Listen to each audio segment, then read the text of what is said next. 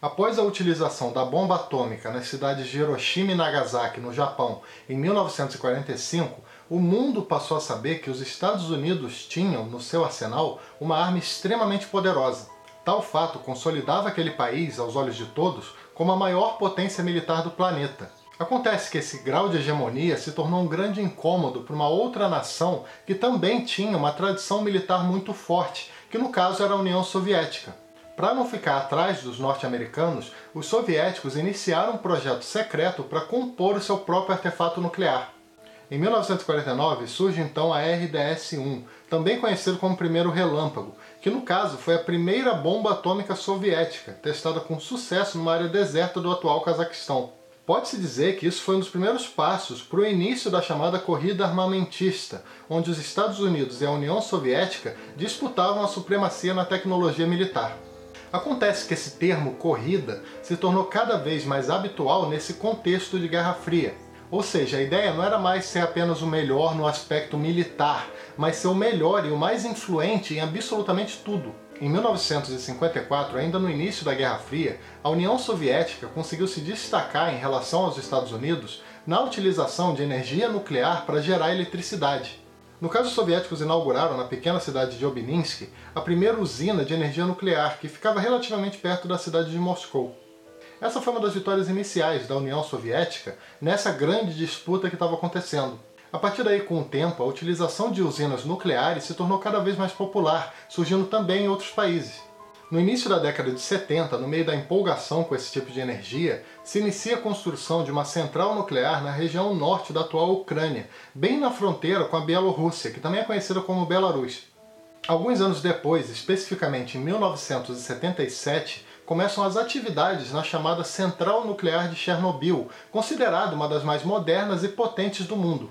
Eram tantos funcionários trabalhando ali que foi necessário construir uma cidade para abrigar todos eles, além dos seus familiares. Essa cidade, chamada Pripyat, surgiu mais ou menos na mesma época da usina e acabou se tornando um símbolo do acidente que ocorreria anos depois. Foi no final de abril de 1986 que o quarto reator da usina de Chernobyl acabou explodindo, espalhando partículas radioativas descontroladamente.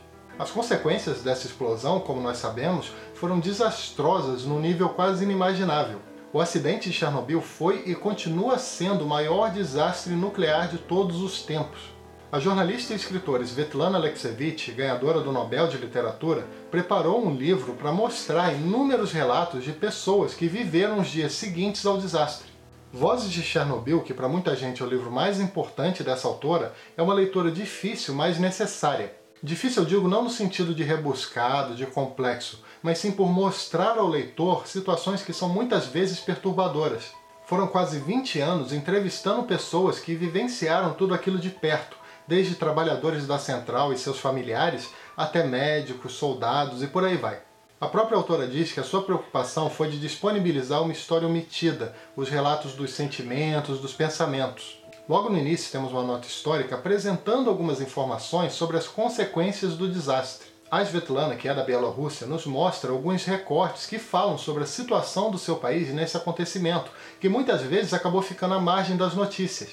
É um fato curioso que, por conta da usina se localizar na região da Ucrânia, muita gente pensa que lá foi o local que mais sofreu com a radiação. Só que, como eu falei antes, tudo foi construído bem perto da Bielorrússia, se não me engano a apenas 16 km de distância. Após a explosão, ventava para o norte, o que fez com que boa parte desse território ficasse contaminado. Tem um trecho que fala assim, eu vou dar uma lida aqui. Para a pequena Belarus, com uma população de 10 milhões de habitantes, o acidente representou uma desgraça nacional, levando-se em conta que ali não havia nenhuma central atômica.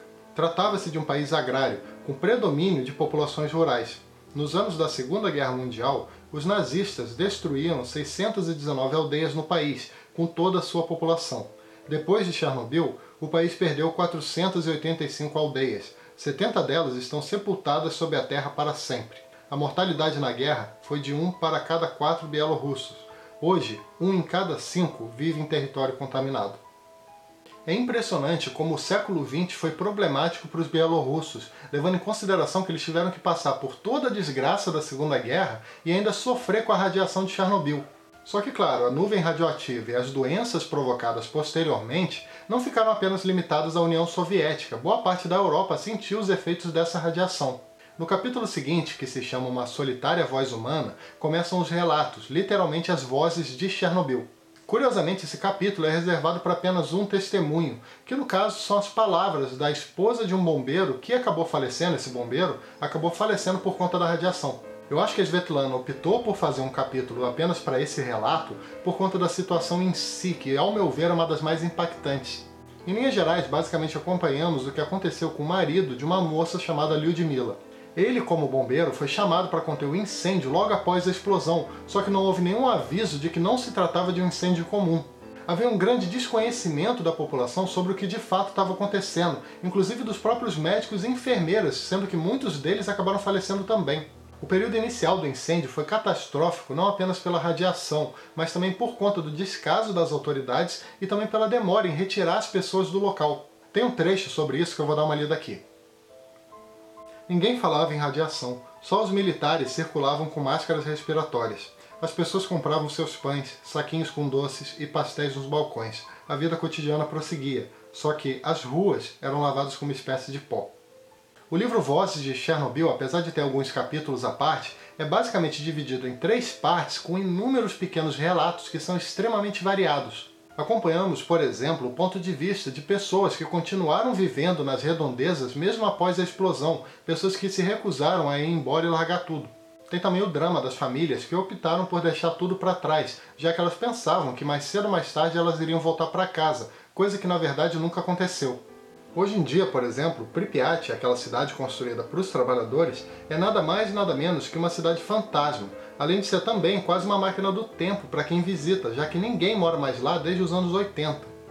Tem inclusive um clipe do Pink Floyd, de uma música deles que foi lançada não tem muito tempo, mas eu não vou lembrar exatamente o nome agora, então eu vou deixar aqui na tela, que mostra vários trechos dessa cidade, da cidade de Pripyat. Outro tema que aparece bastante nesse livro é a questão do preconceito, que muitas vezes se formava tanto por conta do medo, quanto por conta de boatos absurdos. As crianças de Chernobyl sofreram muito nesse aspecto, principalmente por causa do bullying. Havia também uma grande dificuldade de fazer amigos, já que ninguém queria se aproximar demais. Tem um trecho falando sobre isso que eu vou dar uma lida aqui rapidamente. Depois que nos transferimos para Mogilev e o nosso filho foi à escola, no primeiro dia voltou correndo para casa, chorando. Puseram-no ao lado de uma menina, mas ela não quis sentar-se com ele porque era radiativo, como se por sentar-se ao seu lado pudesse morrer. O meu filho estava no 4º ano e aconteceu de ser o único de Chernobyl nessa série. Todos tinham medo dele. Chamavam-no de vagalume, de ouriço de Chernobyl. Eu me assustei de ver como a infância dele acabou tão rápido. No livro acompanhamos também a história de soldados, de bombeiros, de voluntários, de pessoas que se sacrificaram, seja para salvar vidas ou pela vontade de fazer algo importante pelo próprio país. No caso dos militares, é muito interessante perceber como a cultura da guerra, tão presente na mentalidade soviética, é algo que acaba se misturando com toda a catástrofe de Chernobyl.